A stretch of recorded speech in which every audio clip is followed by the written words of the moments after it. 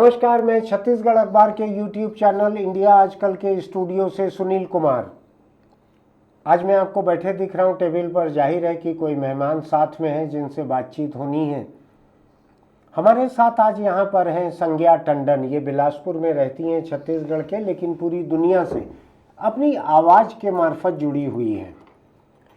संज्ञा बचपन से रायपुर में, छत्तीसगढ़ के रायपुर में रहते हुए हबीब तनवीर, मिर्ज़ा मसूद ऐसे बड़े बड़े नाटककारों के साथ उन्होंने काम किया। लगातार रेडियो पर काम किया, आकाशवाणी से जुड़ी रहीं। ये करते करते उनको आखिर में ये समझ में आया कि आवाज़ जो है उस पर जाकर वो केंद्रित करना चाहती हैं अपना काम। तो उन्होंने कई तरह की ऑडियो बुक्स बनाई, कई तरह की कहानियों की रिकॉर्डिंग उन्होंने की, साहित्य बहुत सारा उनका रिकॉर्ड किया हुआ, ऑडियो रिकॉर्डिंग अब उनकी आवाज़ में भी है, दूसरी भी बहुत सारी आवाज़ों में है। तो वो लगातार ऑडियो में काम करती हैं, लेकिन इसके साथ साथ कुछ एक और दायरे हैं जिनमें वो काम करती हैं, जैसे कम्युनिटी रेडियो। कम लोगों को मालूम है कम्युनिटी रेडियो के बारे में। एफएम रेडियो के बारे में कुछ लोगों को शायद ज़्यादा मालूम है, क्योंकि वो कारोबारी अंदाज में बहुत ही तड़क भड़क वाले, बहुत ही हंगामे वाले संगीत के साथ, वैसे ही चटखारे वाले रेडियो जॉकी, उनके भरोसे वो चलता है। वो एक अलग है एफएम रेडियो। लेकिन कम्युनिटी रेडियो जो है, इसके बारे में मैं ज़्यादा आपको कहूँ अपनी आधी अधूरी जानकारी से, इसके बजाय हम संज्ञा से इस बारे में समझेंगे। आज बहुत सारी चीज़ें उनसे समझने की है, उनमें से हर चीज़ की जानकारी मुझको भी नहीं है। दुनिया बहुत आगे बढ़ गई है। एक समय जो लिखे हुए शब्द जो काम करते थे, उसके कई विकल्प हो गए हैं। लोग YouTube पे ऑडियो वीडियो देख लेते हैं, पॉडकास्ट। मैं सवेरे का 2 घंटा अपने साइकिल का और एक्सरसाइज का मैं पॉडकास्ट सुनते हुए गुजारता हूँ। जिस दिन साइकिल चलाने नहीं जाता, पॉडकास्ट नहीं सुनता, अखबार में पहुँच के मुझको लगता है कि आज दुनिया की मेरी जानकारी कुछ अधूरी है। तो मैं खुद आवाज़ से, पॉडकास्ट से इतना जुड़ा हुआ हूँ। हम संज्ञा से बात करके इन तमाम सवालों पे कई और चीज़ें जानने की कोशिश करते हैं। संज्ञा, आपका बहुत स्वागत है कार्यक्रम में। बहुत बहुत धन्यवाद। संज्ञा, आपसे कई महीनों से, शायद साल भर पूरा हो रहा है, बात हो रही है कि आप आएंगी किसी दिन, वक्त निकाल कर यहाँ पर हम लोग ये इंटरव्यू रिकॉर्ड करेंगे। जी, वो दिन आ ही नहीं रहा था, आज निकल कर आया है। जी हाँ, आपने अपने ये कार्यक्रम शुरू किए थे, शुरुआती दौर में आपने मुझसे कहा था कि आने के लिए।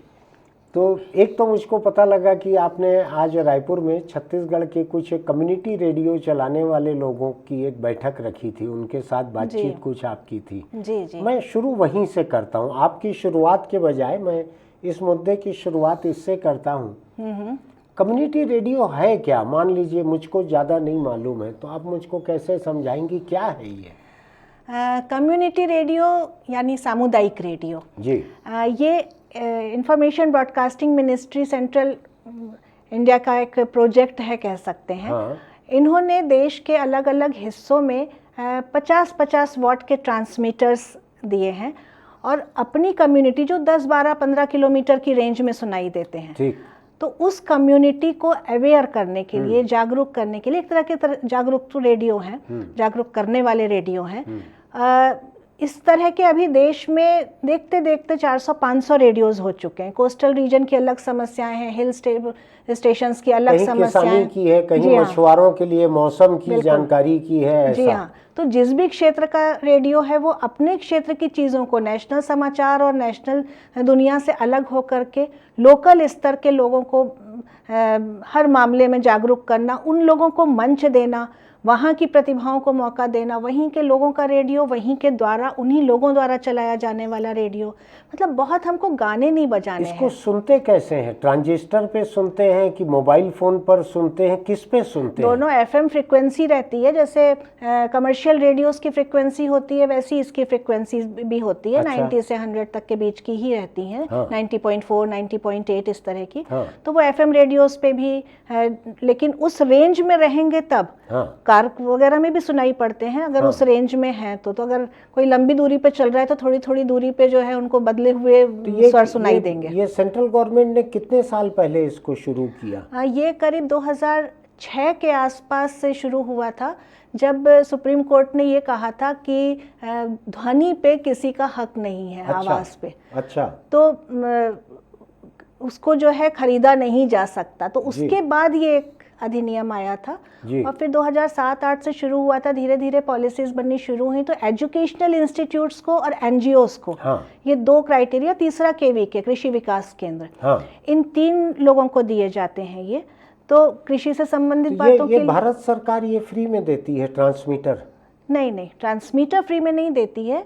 सामान स्टूडियो बहुत हैवी बनाने की ज़रूरत नहीं है इसके लिए। बहुत खर्चा भी नहीं, मतलब 12-15 लाख तक मैक्सिमम खर्चा बोल सकते हैं। मुख्य खर्चा ट्रांसमीटर, एंटीना और टावर का केबल, ये चीज़ें मुख्य खर्चा है, जो 10-10.5 लाख रुपए में हो जाता है। 70% से करीब जो है सब्सिडी देती है सरकार, सेंट्रल गवर्नमेंट। जी हाँ। अच्छा। तो मतलब 10.5 लाख रुपए में से 7.5 लाख रुपए ठीक, लोग 2.5-3 लाख रुपया अपना लगा के शुरू में तो लगाना पड़ेगा। उसके बाद में सारे पेपर्स वगैरह सबमिट करके सही ढंग से तो वो किया जा सकता है। और एक कंप्यूटर लगा करके बैठ सकते हैं सीधे। अच्छा। लोगों को करके अपने प्रोग्राम्स बनाना, लोगों को सीधे सुनाना, फ्रिक्वेंसी पे भी सुनाई देता है। और अब बहुत सारे रेडियोस जो हैं वो ऐप और वेबसाइट पे भी चल रहे हैं।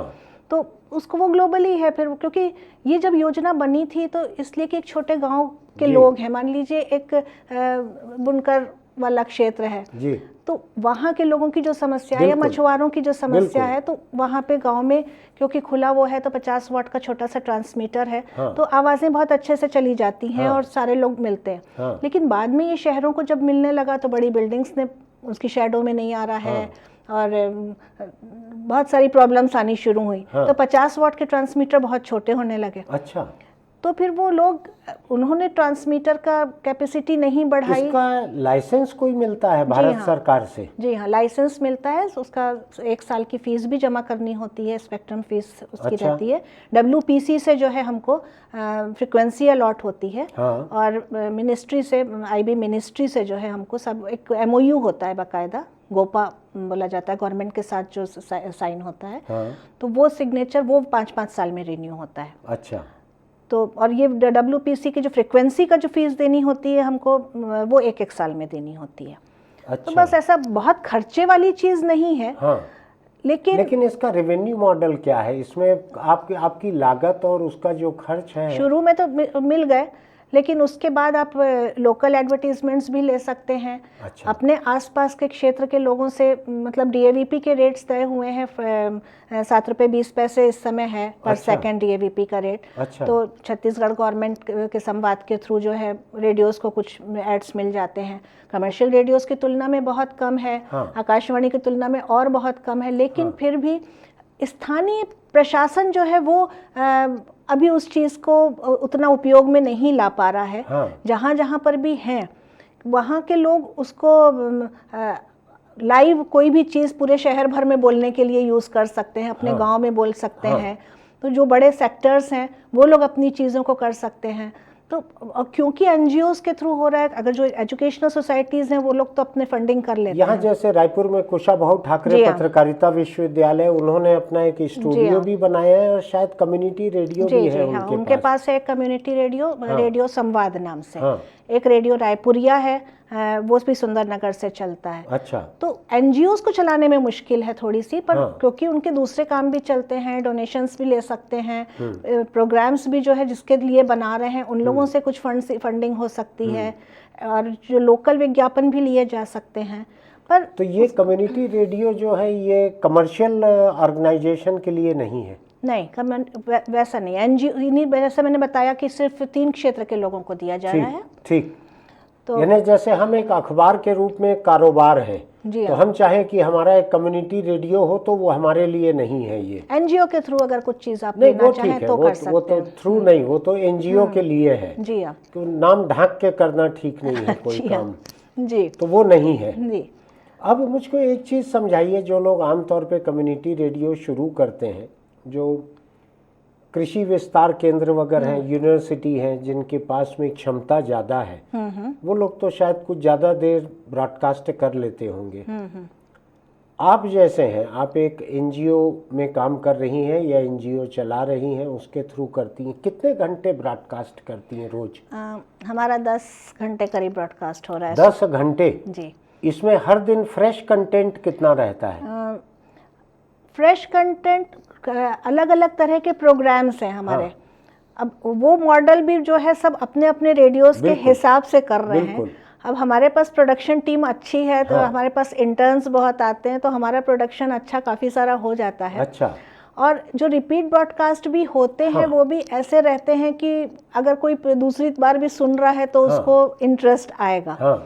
शहर की चीज़ें, शहर की खबरों के अलावा भी हम जो है ऑडियो कहानियाँ सुना रहे हैं या लेसन्स दे रहे हैं। स्कूल के टाइम के लेक्चर्स दिलवा रहे हैं कि बच्चे सुन सकें उसको आसपास के। तो इस तरह का बहुत सारा कंटेंट है। तो हम सुबह 7 से 11, फिर 12 से 4, फिर 5 से रात 9, ऐसे हम 3 सेगमेंट्स में चला रहे हैं। तीन सेगमेंट में ब्रॉडकास्ट होते रहता है। जी, 3 सभाएं कह सकते हैं, 3 ट्रांसमिशंस होते हैं। तो उसमें सुबह जैसे हमने न कोई फ्रेश कंटेंट बनाया तो वो जो शाम को बजा है वो दूसरे दिन सुबह भी बच जाएगा। ये टेक्नोलॉजी से मैं भी वाकिफ नहीं हूँ बहुत ज़्यादा, लेकिन आपने कहा कि एक कंप्यूटर लगाकर इसको शुरू किया जा सकता है, बाद में आप बढ़ा सकते हैं क्षमता। तो इसमें कंप्यूटर पे आप प्रोग्राम पहले से डाल के शेड्यूल कर सकती हैं कि बाद में इतने बजे ये ब्रॉडकास्ट हो जाए, इतने बजे ये ब्रॉडकास्ट हो जाए। जी हाँ, वैसा बिल्कुल हम लगा करके रख सकते हैं। बीच बीच में जहाँ चाहे अनाउंसमेंट, लाइव चीज़ें कर सकते हैं। फौरन लगा करके भी प्रोग्राम्स कर सकते हैं, जैसा आकाशवाणी वगैरह में चलता है। इसमें समाचार आप ब्रॉडकास्ट कर सकती हैं कि किसी तरह की कोई रोक है भारत सरकार की तरफ से? नहीं, आकाशवाणी के समाचार हम वैसे ही रिले कर सकते हैं या वही कंटेंट रिले कर सकती हैं? हाँ, रिले नहीं, हम डायरेक्ट भी कर सकते हैं समाचार। अच्छा। और या उस कंटेंट को हम जो समाचार हैं उसको हम अपनी लोकल डायलेक्ट में चेंज करके कर सकते हैं। अच्छा। और बाकी अगर हमको जो लोकल, जैसे अब हम बिलासपुर के लिए चला रहे हैं तो बिलासपुर की खबरें जो हैं वो खबरों की तरह नहीं देके हम बातचीत के पैटर्न पे कि आज वहाँ पे ये हुआ, लेकिन इस पे रोक है खबर पे। हाँ, वो ऑथेंटिक, कई बार जो है गलत चीज़ें हर केंद्र जो है सही ढंग से कर पा रहा है कि नहीं, तो हम बिल्कुल समाचार के फॉर्म में नहीं कर सकते हैं, लेकिन बातचीत ये नियम में है ये जी कि आप समाचार ब्रॉडकास्ट नहीं करेंगे, आप दूसरे आकाशवाणी के ऑथेंटिक समाचार हम रिले कर सकते हैं। अच्छा, ये एक रोक है जी। मुझको एक चीज़ बतलाइए, मैं आपके वेबसाइट पे देख रहा था, आपसे बातचीत भी हुई है पहले, आपने नेत्रहीन बच्चों के लिए जो कोर्स कंटेंट है उसकी ऑडियो बुक्स आपने पहले से बनाई थी। ये अरपा रेडियो FM बैंड का ये कम्युनिटी रेडियो चालू होने के पहले से। जी। वो क्या था वो कॉन्सेप्ट, क्यों ज़रूरत है उनको ऑडियो बुक्स की? मैं शुरू से ऑडियो फील्ड से तो जुड़ी ही रही, बचपन से मैं आकाशवाणी से जुड़ी थी, बाकी फिर थिएटर और फिल्में और वो सारी कला क्षेत्र से जुड़ी रही। लेकिन फिर हमारी एक जो लिबरा वेलफेयर सोसाइटी तैयार हुई, उसके थ्रू भी मैं ऑडियो के थ्रू लोगों की सेवा करने के पर्पस से मैंने शुरू किया। तो कुछ लोग मिले थे। यानी आपको हर समस्या का समाधान ऑडियो में दिखता है। जैसे कोई कहे गर्मी में प्यास लगी है, प्याऊ खोल लो, तो आप कहें थोड़ा संगीत में पानी गिरते हुए सुना देते हैं, ऐसा नहीं, ऐसी बात तो नहीं है। सारी चीज़ों की समस्या तो ऑडियो नहीं है, दुनिया जो है विजुअल पे ज़्यादा चल रही है। नहीं, मैं मजाक कर रहा हूँ। तो क्या होता है, ब्रेल लिपि में जो कोर्सेज हैं, एक ब्लाइंड बच्चे के लिए कोर्स वही है, सामान्य बच्चा जो पढ़ता है उसको ब्रेल लिपि में चेंज करते हैं तो उनकी किताबें बहुत मोटी मोटी हो जाती हैं और उन लोगों को समझना पढ़ना बहुत मुश्किल होता है। पेज मोटे हो जाते हैं क्योंकि उसमें अक्षर उभरे हुए रहते हैं अलग से। और वैसे भी साइंस वगैरह सब पढ़ना ब्लाइंड बच्चों के लिए कितना कठिन है वो हम कल्पना ही नहीं कर सकते हैं। तो हम लोगों ने उस चीज़ को थोड़ा सा लगा कि हमारे पास बहुत सारी अच्छी आवाज़ें हैं, रेडियो से जुड़े हुए हैं, वाणी सर्टिफिकेट पास लोग हैं, हमारे यहाँ के लोगों की हिंदी बहुत अच्छी है। तो किसी माध्यम से जो है हमारा शुरू हुआ ये वाला सब काम। फिर धीरे धीरे हमने सारी ही कोर्स, पूरा क्लास 6 से 11, 12 तक के जितने कोर्स है, सब मैथ्स वगैरह को छोड़ दें तो बाकी हिंदी, इंग्लिश, हिस्ट्री, वो सारी चीज़ें ही हम लोगों ने उसको ऑडियो में फिर धीरे धीरे करके कन्वर्ट करवाई। अच्छा। तो वो उस समय तो टेप रिकॉर्डर्स होते थे और कैसेट्स में करके दे रहे हैं, फिर पेन ड्राइव वाला ज़माना आया, सीडीज़ वाला आया, तो वो सारी चीज़ों में हम लोग करके स्कूलों में दे देते थे कि बच्चों, जितने बच्चों को भी हमारे पास या हमारे पास सीधे भी बच्चे आते थे, हम उन लोगों को फ्री में देते थे। अच्छा। और उसको पढ़ करके लोगों ने 12th पास किया। अब कहीं पे कोई ब्लाइंड बच्चा मिल जाता है जो पढ़ा हुआ है, वो आवाज़ सुन के हमारी आ जाता है, आप संज्ञा मैडम है ना, हमने तो 12th आपकी आवाज़ सुन करके पास किया। आवाज़ से पहचान जाते हैं वो बच्चे? ब्लाइंड बच्चे तो आवाज़ से ही पहचानेंगे ना, उनको तो चेहरे और बाकी चीज़ें पता नहीं है। तो लगता है हमारी जितनी मेहनत थी पूरी सार्थक हुई। 2 लोगों ने भी अगर ऐसा बोल दिया हमसे कि तो हमने ये काम फिर किया। हिंदी की जो किताबें थी ये ब्लाइंड बच्चों के लिए, ये तो हिंदी स्पीकिंग दूसरे जगहों में भी धीरे धीरे चली गई होंगी अपने आप? जी, आप नेट के माध्यम से अब कहाँ कहाँ सुनी जा रही हैं, क्या है मुझे नहीं पता। लेकिन उसमें से हमने हिस्ट्री का पोर्शन निकाल करके भी अरपा रेडियो पे सब डाला हुआ है। तो क्योंकि अब क्लास 6 से क्लास 12 तक की हिस्ट्री यानी करीब करीब कंप्लीट। अच्छा। तो वो तो कॉम्पिटिटिव एग्जाम्स के बच्चों के लिए भी बहुत काम की चीज़ें हैं, ब्लाइंड बच्चों के लिए नॉलेज जिनको सिर्फ हिस्ट्री का चाहिए उनके लिए भी एकदम साफ आवाज़ में जो है सब रिकॉर्डेड। मतलब अब वो 10, 12, 15 साल पुरानी रिकॉर्डिंग्स जब उस समय के इक्विपमेंट के हिसाब से हैं, लेकिन फिर भी आवाज़ क्लियर है तो लोगों को समझ में आता है, और वो दुनिया भर में बहुत सुनी जा रही है। हिस्ट्री का, इतिहास का अभ्यास नाम से हमने किया है। जो ब्लाइंड बच्चों के जो स्कूल हैं वहाँ पे इन ऑडियो बुक्स को वो औपचारिक रूप से इस्तेमाल कर रहे हैं कि बच्चे अपने अपने मर्जी से इस्तेमाल अब तो बच्चे अपने से ही कर रहे हैं। शुरुआती दौर में तो हमने बिलासपुर के ब्लाइंड स्कूल के माध्यम से शुरू किया था। फिर हमने अपने बड़ा ही अनोखा काम है, बहुत अच्छा काम है। यानी मुझको तो सुन के ही बहुत अच्छा लग रहा है कि हम किसी के इतने काम आ सकें। जी, इसमें कोई प्रॉफिट मोटिव नहीं था आपका? एनजीओ से काम कर रहे हैं तो हम तो लोगों की सेवा ही, अब ऑडियो के माध्यम से सेवा कर रहे हैं, बस कहना चाहिए। ये दूसरा लिटरेचर भी देख रहा था मैं, बहुत से प्रमुख लेखक हैं जिनकी कहानियों के ऑडियो बुक्स बनाई हुई हैं। जी, ये किस तरह का लिटरेचर आप छांटती हैं और उसका इस्तेमाल कैसे होता है? ये नेट पे शायद अवेलेबल है, जो लोग देखना चाहें, पॉडकास्ट में भी शायद आ जाता होगा ये। जी हाँ, पॉडकास्ट और ऑडियो बुक और ये सारी चीज़ें जितने भी शब्द हैं वही कि मतलब अब हम जब रेडियो से सुनते हैं तो वो ब्रॉडकास्ट शब्द ब्रह्म है, वो कहाँ कहाँ गूंज गया है जी जी। जब हम रेडियो पे सुनते हैं तो वो ब्रॉडकास्ट है, जब हम टीवी पे देखते हैं वो टेलीकास्ट है, इंटरनेट पे आ गया तो वो पॉडकास्ट हो गया। तो ये सब ऑडियो और वीडियोस के जो शब्द चल रहे हैं, अब बुक के फॉर्म में वही पॉडकास्ट इकट्ठे हो गए तो ऑडियो बुक बन गई। तो आपने जो ऑडियो बुक्स की बात की, तो जब हम ऑडियो का काम कर ही रहे हैं तो उसको एक अलग फॉर्मेट में करके हमने ये ऑडियो बुक्स तैयार की हैं।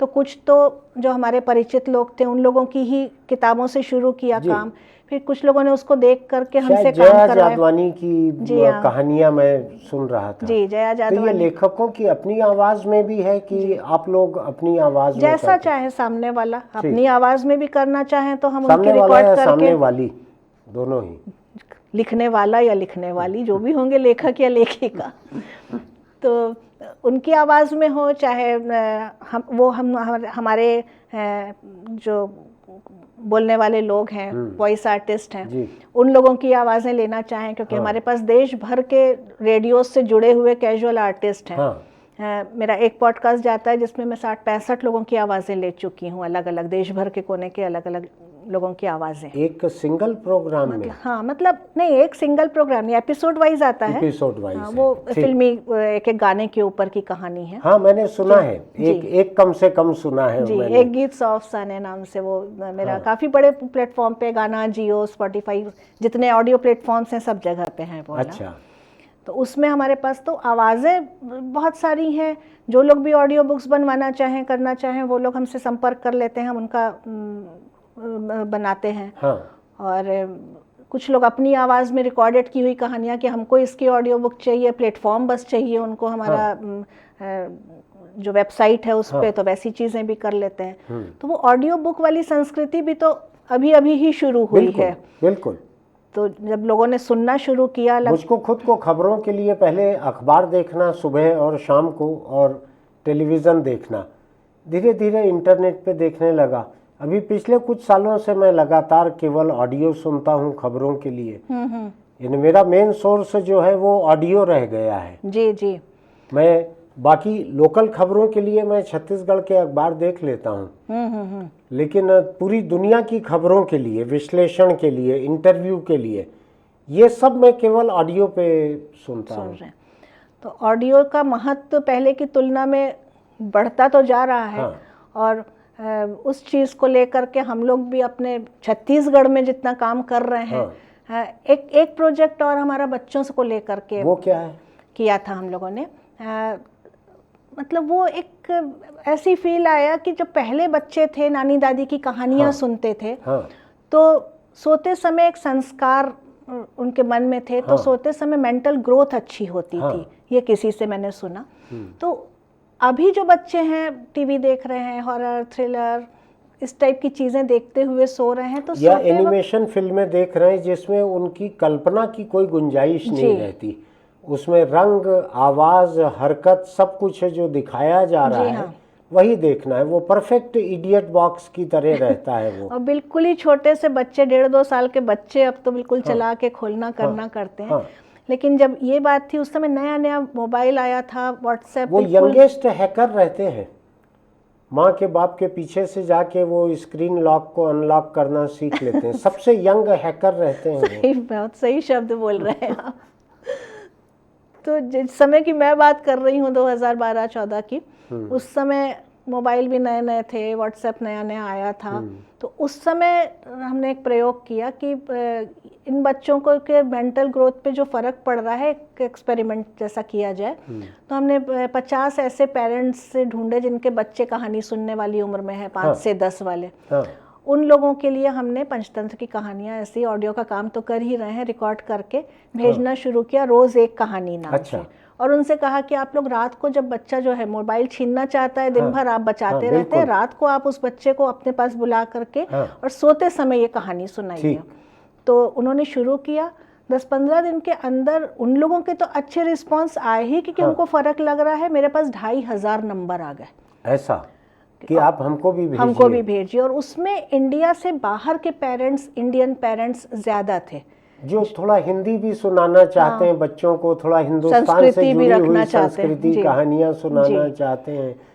तो उस समय बहुत कम, कुछ 200-250 व्हाट्सएप में एक ग्रुप में बनते थे शायद। तो वैसे मैंने 5-7 ग्रुप बनाए, रोज़ उन कहानियों को मैं भेजती थी। उनका प्रोडक्शन करना शुरू किया, और आवाज़ें तो थी ही मेरे पास। फटाफट एडिटिंग करके हम लोगों ने वो काफ़ी दिनों तक चलाया। तो वो भी अभी इस वेबसाइट में हमारे पास बाल साहित्य के रूप में सिंहासन बत्तीसी, वेताल पच्चीसी, प्रेरणादायक कहानियाँ, पंचतंत्र, अकबर बीरबल, सारी चीज़ें उसमें ऑडियो में उपलब्ध हैं। मुझको एक बात बताइए कि इतने तरह का ऑडियो काम आप कर रही हैं, हम एनजीओ को अगर छोड़ दें तो इसकी कमर्शियल वाइबिलिटी क्या है, इकोनॉमिक वाइबिलिटी क्या है? ये जैसे मान लीजिए मैं शुरू करता हूँ, मैं एनजीओ नहीं हूँ, तो ये सरवाइव कैसे कर सकता है ये फिर पूरा? उसको वो बिजनेस के हिसाब से सोचना पड़ेगा। ऑडियो बुक्स अगर आप बनवा रहे हैं तो प्रोफेशनली फिर उनसे पेमेंट लीजिए। और बड़े बड़े जो चैनल्स हैं, अगर इतने सारे प्लेटफॉर्म्स बाहर के हैं, यूके और यूएस के, यहाँ पे अगर स्पॉटिफाई और इतने बड़े बड़े प्लेटफॉर्म्स अगर इंडिया में सरवाइव करने आ रहे हैं, कंटेंट लोगों से इकट्ठा कर रहे हैं, तो उनको कुछ फ़ायदा हो रहा होगा, तभी तो वो लोग कर रहे हैं। तो वो सारी चीज़ें जो हैं वो बिजनेस के हिसाब से फिर बिजनेस वालों को सोचनी पड़ेंगी। यानी मैं एक ऐसी कल्पना कर रहा था कि क्या ये वाइबिलिटी भी है क्या इसकी, कोई बिजनेस के रूप में? बिल्कुल है। ऑडियो की जैसे वीडियो की चल रही है, वैसे ही अब तो ऑडियो की काफ़ी सारी चीज़ें शुरू हो चुकी हैं। अब तो बड़े बड़े प्रकाशक भी जो हैं अपनी यहाँ की ऑडियो बुक्स बनवा रहे हैं। आपका पॉडकास्ट जो है किस नाम से है? अरपा रेडियो नाम से। अरपा रेडियो नाम से, अरपा रेडियो के नाम से ही सब तरफ है। और किस किस प्लेटफॉर्म पर है ये? जियो, सावन, वो सब आपस में इंटरकनेक्टेड हैं। आइडिया ब्रू, अभी एक मेगाफोन स्पॉटिफाई का है, उन्होंने भी मांगा। स्पॉटिफाई पे सुनता हूँ, बीबीसी वगैरह, वही एक ज़्यादा सुनता हूँ मैं। तो ऐसे कई प्लेटफॉर्म्स पर है वो। और फेसबुक या ट्विटर पर भी हो सकता है, यूट्यूब पे भी है, यूट्यूब पर भी हो सकता है। वेबसाइट हमारी है, ऐप है, गूगल एंड्रॉइड ऐप है, उसमें हमारी सारी चीज़ें हैं। अच्छा। और मतलब ये कम्युनिटी रेडियो का मटेरियल भी हम उसमें डाल रहे हैं, कि जो उस लायक है, मतलब हाँ। जहाँ पे कॉपीराइट वाला मामला नहीं है। हाँ। क्योंकि कम्युनिटी रेडियो के साथ फिर बहुत सारी चीज़ें, कॉपीराइट और गाना, ये वो सब चीज़ें जुड़ी होती हैं। हाँ। तो वो जो हमारे छत्तीसगढ़ की चीज़ें जो हैं, जो बाहर तक जा पाएँ। हाँ। छत्तीसगढ़ी कला संस्कृति वाली बहुत सारी बातें हमने इसमें डाल के रखी हाँ। हैं कि उसके वो हम अपने यहाँ की चीज़ों को भी तो बाहर तक पहुँचाएं। एक चीज़ मैं ये समझना चाहता हूँ, रोज़ खबरें आ रही है स्कूल में टीचर नहीं है, टीचर कहीं दारू पिए पड़े हैं, कहीं एक टीचर 5 अलग अलग क्लासेस को पढ़ा रहे हैं। तो मैं सोच रहा हूँ कि छत्तीसगढ़ जैसे राज्य की जो सरकारी स्कूलें हैं, इसमें किस क्लास के कौन से बच्चों की कौन सी कोर्स बुक्स जो हैं उनका कोई ऑडियो विकल्प हो सकता है? कुछ कभी सोचा है क्या ऐसा आपने? चूंकि ब्लाइंड बच्चों के लिए आपने बनाया हुआ है। तो अगर भाई अभी आप कह रही हैं कि हिस्ट्री की किताबों को आपने कन्वर्ट किया है उसमें। जी। कहीं आपका इंटरेक्शन हुआ है कि स्कूलें कैसे इस्तेमाल कर सकती हैं, बच्चे कैसे इस्तेमाल कर सकते हैं? क्या सरकार ऐसी ऑडियो बुक्स जो है उसको अपने बच्चों को प्रिंटेड बुक और क्लासरूम की पढ़ाई, इसके एक एक्सटेंशन के रूप में, मैं विकल्प तो नहीं कहूँगा जी, एक एक्सटेंशन के रूप में, एक विस्तार है उसका। देखिए अब आजकल जो भी बच्चे आ रहे हैं, पिछली पीढ़ी से अभी की पीढ़ी में आप भी फर्क देख रहे हैं। पढ़ना नहीं चाह रहे हैं, सुनना या देखना चाह रहे हैं। और सुनने और देखने का प्रभाव जो है वो ज़्यादा इफेक्टिव भी है, ये भी समझ में आ रहा है। पूरे समय तो बच्चों के हाथ में, कोरोना लॉकडाउन के दौर में भी ये आगे बढ़ा है ये। हाँ, बढ़ा है। उसमें मोबाइल को एक रिकॉग्निशन मिल गया। जो बच्चे जो है से माँ बाप छीनते थे, वो छीनना छूट गया। और बच्चे जो है थोड़े फ्री हो गए। फेल हो जाऊंगा तो बोलना मत, ले लो फोन अपना, मैं फेल हो जाऊंगा फिर बोलना मत। जी बिल्कुल। और लेकिन अगर जो आपने कहा विकल्प के रूप में तो नहीं, हम एक एक्सटेंशन देख रहे हैं विस्तार के रूप में। नहीं, बहुत साल पहले से ही रेडियो और SCRT ने भी प्रयोग किया था। कुछ इंग्लिश इज फन और इस तरह के कार्यक्रम जो हैं वो चलाने शुरू किए थे रेडियो के लिए, रेडियो से बच्चों के लिए, और स्कूलों में बच्चों को सुनाया जाना शुरू किया गया था। फिर वो चीज़ उतनी वो नहीं हुई, काफ़ी सारा ऑडियो में वो लोग प्रयोग कर भी रहे हैं, लेकिन उसको स्कूलों में किस तरह से उपयोग हो रहा है मुझे नहीं पता। अभी छत्तीसगढ़ की स्कूलों में उनकी पढ़ाई या टीचर के जो लेक्चर हैं या पढ़ाना है, क्लासरूम की पढ़ाई, इसका कोई ऑडियो विकल्प या विस्तार ऐसा आपको ध्यान नहीं पड़ रहा? देखा नहीं, कोरोना टाइम पे जैसा आपने बोला तो सारे कम्युनिटी रेडियोज ने अपने अपने एरिया में ये सब शुरू किया था। अच्छा, कि कम्युनिटी रेडियो से क्लास पढ़ा रहे हैं, टीचर वहां से पढ़ा रहा है, बच्चे घर से सुन रहे हैं। ऐसा बहुत सारे क्षेत्रों में देश में हुआ था। बिल्कुल। और यहाँ भी हम छत्तीसगढ़ के लिए भी उन चीज़ों का उपयोग कर सकते हैं, क्योंकि 14 रेडियोज हो चुके हैं। और अगर अपने अपने हम एक प्रोग्राम बना करके भी, प्रोडक्शन 14 जगह हो रहा है, अगर हम सारी जगह पे उनको बजाना शुरू करें, स्कूल के बच्चे क्लास वाइज अगर हम उनको सुनाना, स्कूल में एक रेडियो ही तो रखना पड़ेगा क्लासरूम में सुनवाने के लिए, बाकी उनकी जो प्रॉब्लम्स है टीचर सॉल्व करने के लिए है। बिल्कुल। तो वो स्कूल टाइम, ऑडियो टाइम किया जा सकता है। Audio school. मुझको एक चीज ये लग रही है कि अंग्रेजी, हिंदी जैसी भाषाएं पढ़ाने के लिए अच्छे टीचर बहुत नहीं मिलते हैं।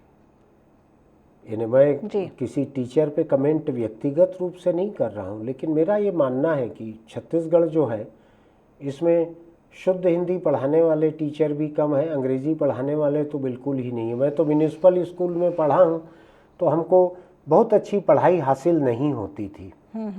मैं आपकी बातचीत से ये सोच रहा हूँ कि क्या कोई ऐसा तरीका हो सकता है कि सरकार ही, राज्य सरकार ही बड़े पैमाने पे अपने कोर्स कंटेंट का एक ऑडियो विकल्प भी तैयार करे, और जो अच्छे टीचर्स हैं या सीनियर टीचर्स हैं उनकी आवाज में रिकॉर्डिंग हो, उनकी आवाज में रिकॉर्डिंग हो। हर जगह रिकॉर्डिंग ना हो जी, चाहे तो स्टेट लेवल पे एक जगह करवा लें रिकॉर्डिंग, वो सरकार का एक बड़ा सेटअप तैयार हो जाए।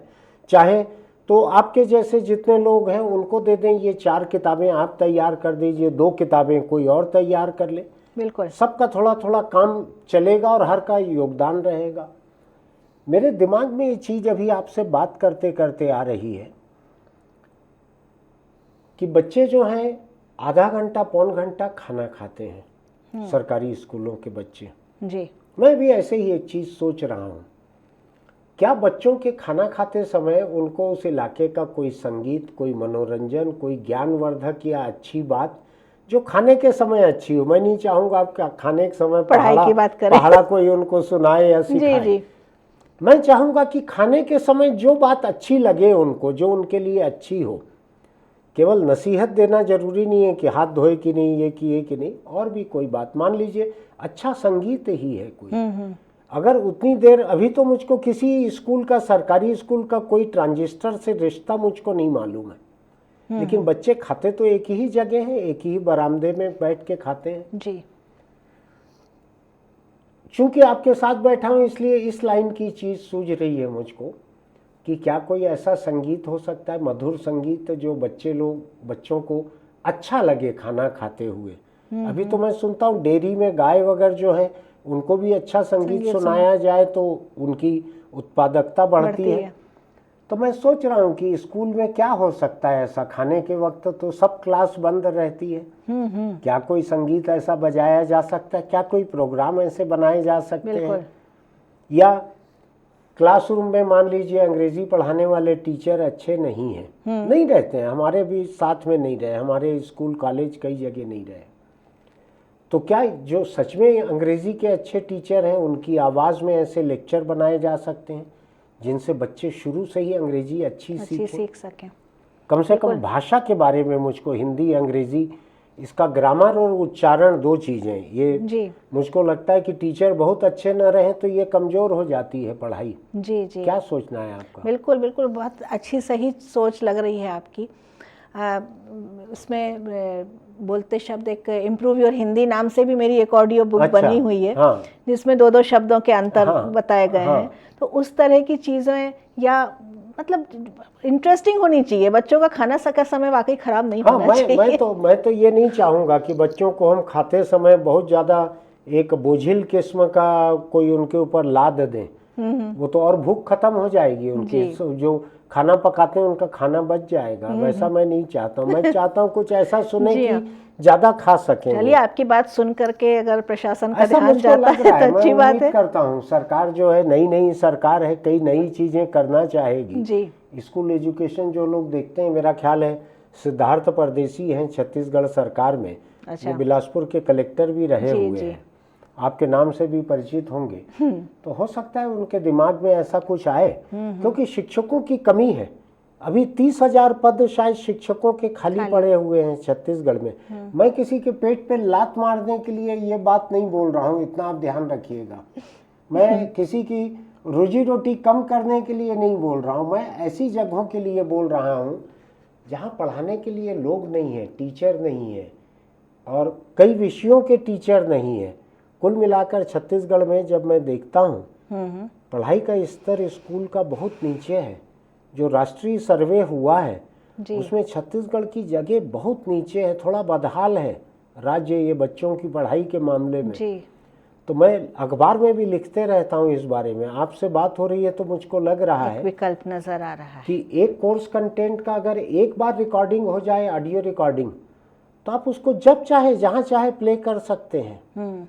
कोई टीचर अगर चाहें, आजकल हर किसी के पास मोबाइल रहते हैं, वो अपने मोबाइल से भी प्ले करके बच्चों को सुना सकते हैं कि अंग्रेजी के इन शब्दों के हिज्जे कैसे रहेंगे और उच्चारण कैसा रहेगा। जी, नहीं लगता आपको? बिल्कुल बिल्कुल सही बात।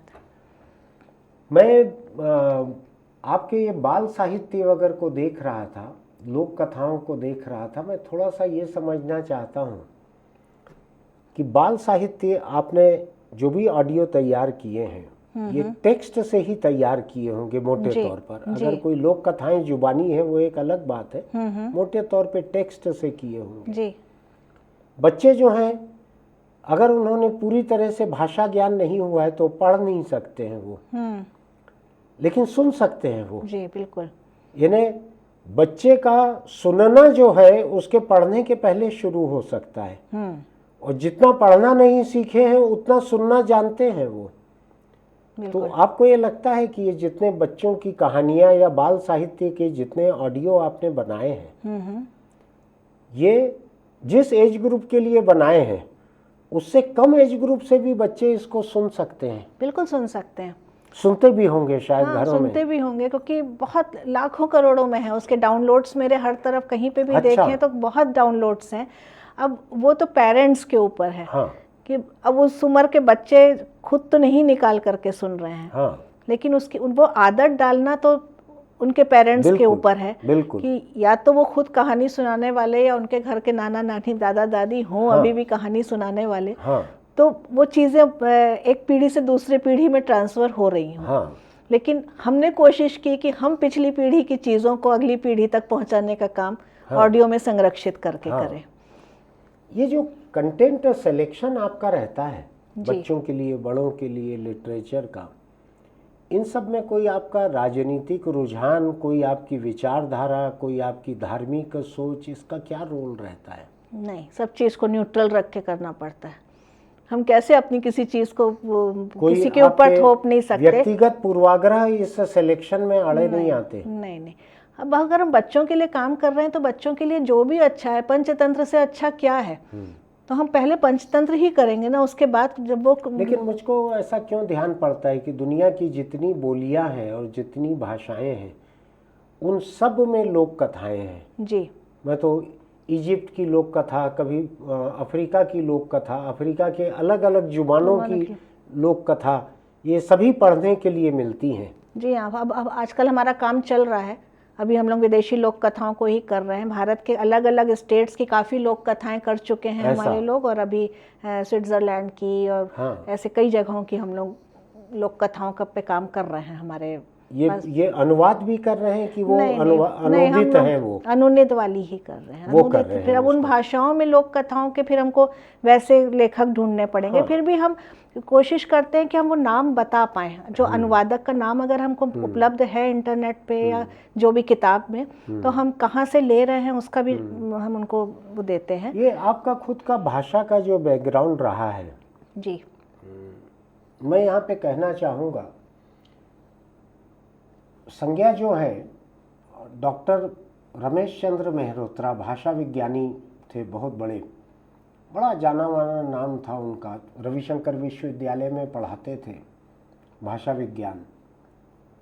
जब मैंने ये तय किया कि अखबार में मेरे छपे हुए एडिटोरियल संपादकीय, ये पिछले अखबार की देशबंधु की बात है, आज की बात नहीं है, और मेरे कॉलम, वीकली कॉलम आजकल छपा करता था उन दिनों, अभी भी छपता है, इनमें से छांट कर कुछ को लेकर एक किताब तैयार की जाए।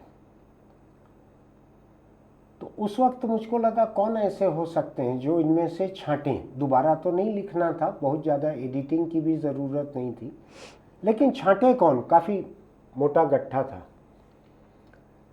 तो जिन दो लोगों के नाम मुझको सूझे कि ये इंसाफ कर सकते हैं मेरे लिखे हुए के साथ कि इसमें छापने लायक क्या क्या है, सब छपा हुआ था, अखबार में छपा हुआ था, किताब की शक्ल में छपने लायक क्या क्या है, तो पहला नाम मुझको सूझा था डॉक्टर रमेश चंद्र मेहरोत्रा का। संज्ञा उन्हीं की बिटिया हैं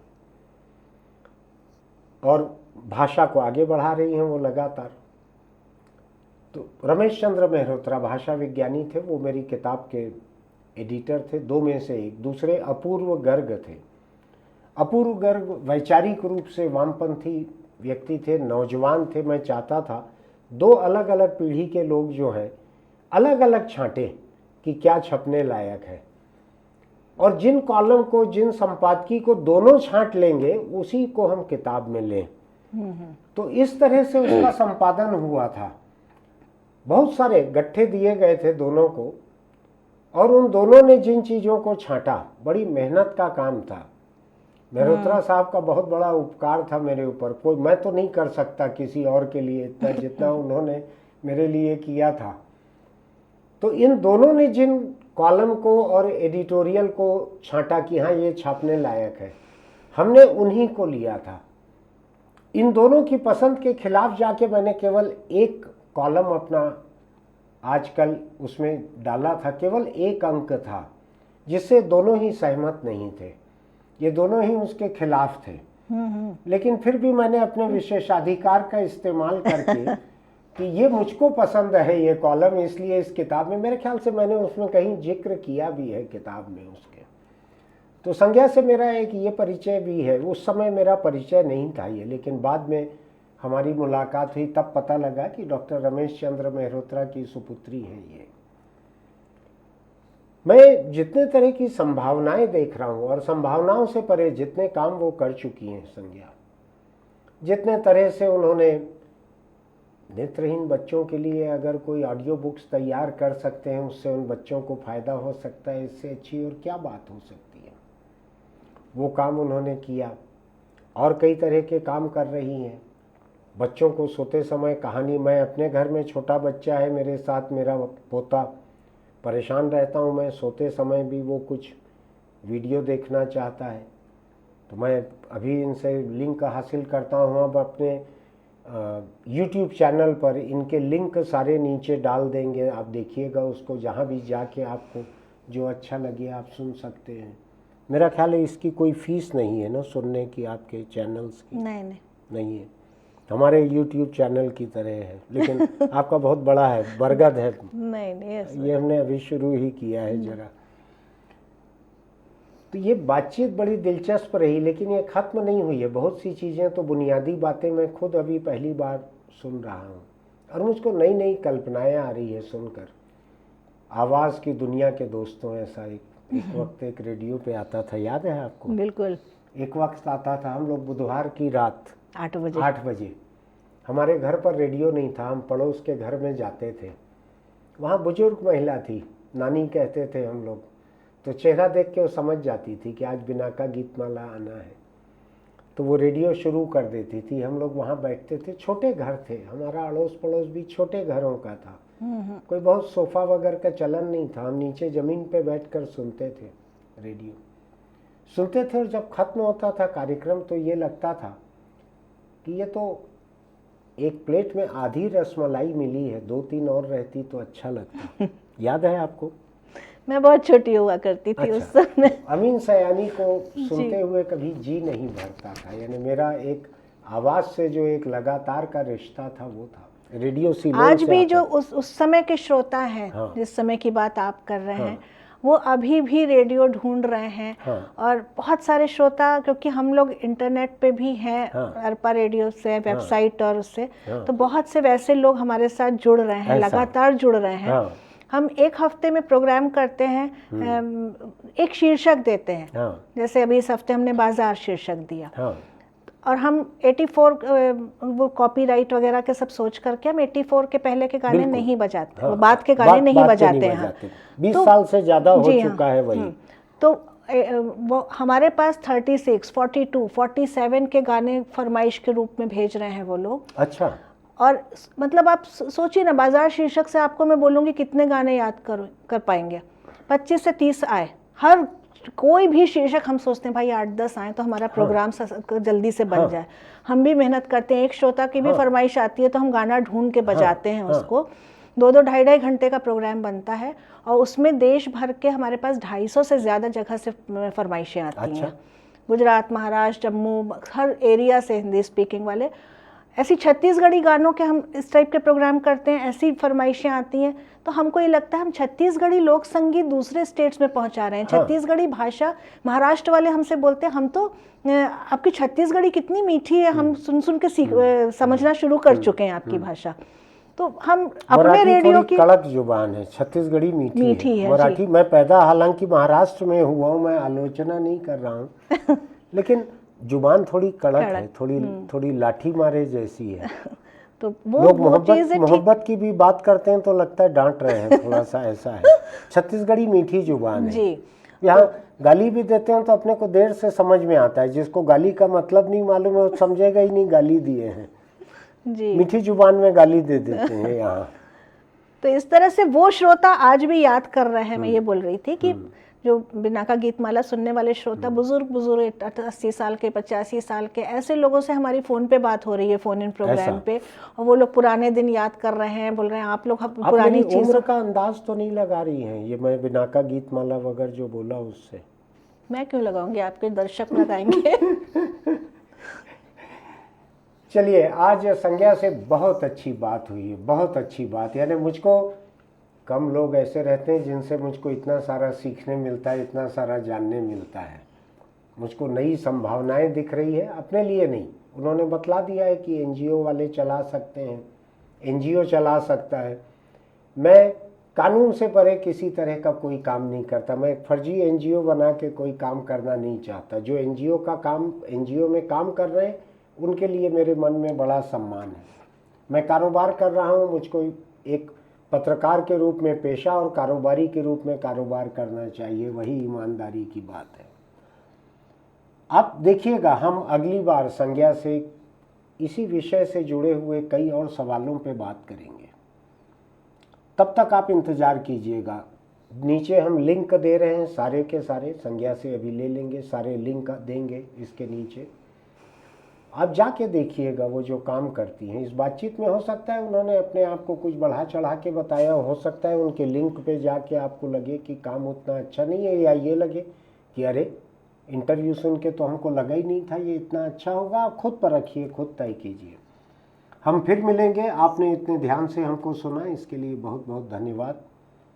ये नया सब्जेक्ट है, आप अपने बच्चों को भी बतलाइएगा। इसमें एक भी ऐसी बात नहीं है जो बच्चे न सुन सकें। बच्चों को ज़रूर बताइएगा, उनको बताइएगा कि देखो, एक ऐसी दीदी या आंटी है बिलासपुर में जो बच्चों के लिए कहानियाँ सुनाती है। अब हम तुमको ये कहानी इंटरनेट पे खोल के सुना रहे हैं, सुनो। ये बहुत सारी कहानियाँ हैं वहाँ पे। कितनी कहानियाँ हैं संज्ञा अभी वहाँ? ऐसी गिनती काफी है, दर्जनों है। जी जी, दर्जनों जी कहानियाँ बहुत हैं। सारी है। तो सिर्फ मेरी आवाज में नहीं, और बहुत सारी हाँ ठीक आवाजों में है, है। लेकिन आप ही के एनजीओ ने क्रिएट की है। जी जी, सुनिएगा इसको। बच्चों के लिए किसी भी तरह के स्क्रीन से दूर रहना बहुत ज़रूरी है। स्क्रीन टाइम कहते हैं, ऑडियो टाइम नहीं कहते। बच्चों को लोरी सुनाते थे, घर की महिलाएं, बुजुर्ग महिलाएं लोरी सुनाती थीं। तो अब लोरी तो नहीं सुना सकते, लेकिन आप ये कहानियाँ ज़रूर सुना सकते हैं। सुन के मैं खुद भी सुनूंगा, मैंने अभी तक नहीं सुनी हुई है। चलिए, हम आपसे फिर मिलेंगे। आपको अगर हमारा ये प्रोग्राम अच्छा लगा है तो हमारे YouTube चैनल इंडिया आजकल को सब्सक्राइब कीजिएगा, नोटिफिकेशन की बटन दबाइएगा, लाइक कीजिएगा, इसके लिंक को दोस्तों को ज़रूर भेजिएगा। हो सकता है कि इसको सुनने के बाद, इनके प्रोग्राम सुनने के बाद आपके बच्चों का, आपका खुद का स्क्रीन टाइम घट जाए, स्क्रीन टाइम घट जाए। जो आंखें आपकी गड़ी रहती हैं, ड्राई आइज हो जाती हैं, आर्टिफिशियल ड्रॉप्स, आर्टिफिशियल टीयर्स डालने पड़ते हैं ज़्यादा स्क्रीन देखने से। तो थोड़ा बच्चों को कहानियाँ सुना के बतलाइए, उनको भी अच्छा लगेगा, एक फ़र्क लगेगा उनको। चलते चलते एक छोटी सी सलाह कि अगर आप सिगरेट, बीड़ी, गुटखा, तम्बाकू के शौकीन हैं तो इसको छोड़ दीजिए। वरना एक और है जो सिगरेट, बीड़ी, गुटखा, तम्बाकू के शौकीन लोगों को खाने का शौकीन है, वो है कैंसर। और वो एक मैसेज भेजने का भी शौकीन है। आपके मुंह में आके बस जाता है, गले की नली में या फेफड़े में आकर बस जाता है, और वहाँ से एक लाइव लोकेशन भेजता है वो ऊपर अपने स्मार्टफोन से। फिर वहाँ से भैंसे पे चढ़ के एक बड़ी मूंछ वाला एक आदमी नीचे आता है।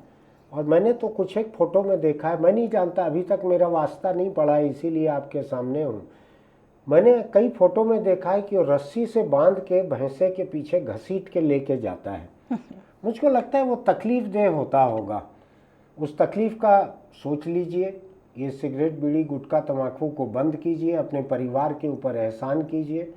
आप चाहे कितने भी खराब इंसान क्यों न हो, परिवार आपको कैंसर से मरते देखना नहीं चाहेगा। मैं थोड़ा कड़ी बात बोलने का आदी हूँ।